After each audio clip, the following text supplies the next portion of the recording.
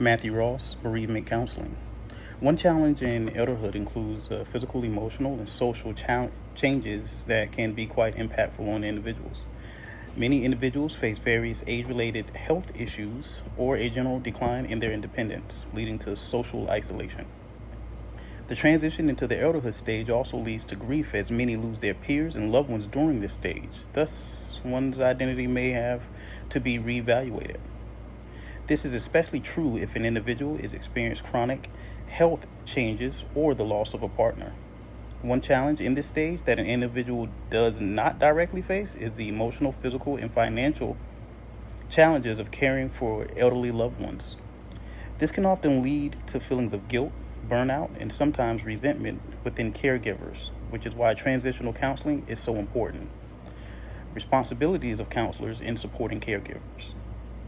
Two responsibilities of counselors in life support for a caregiver and their loved one are providing an emotional support and validating their feelings and encouraging self-care practices. These two are included in the Code of Ethics for the Association for Death Education and Counseling because they are highly significant to the emotional health of beneficence, as they help the client or caregiver by supporting them and actively making their situation better.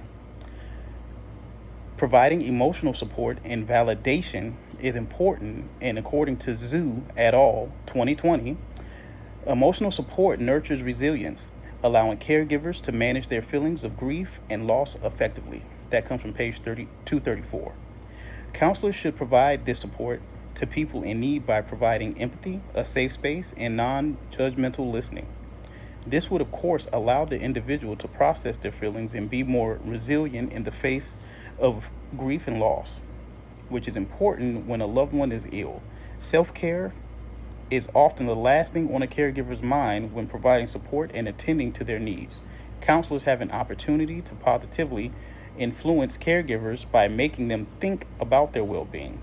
As stated by Dyer et al. 2021, engaging in self-care practices can significantly enhance caregivers' well-being, reducing the risk of caregiver burnout and improving their ability to cope with stress. That comes from page 456. This not only helps caregivers themselves, but also their loved ones, as a happier caregiver is a better caregiver. The two responsibilities are closely related.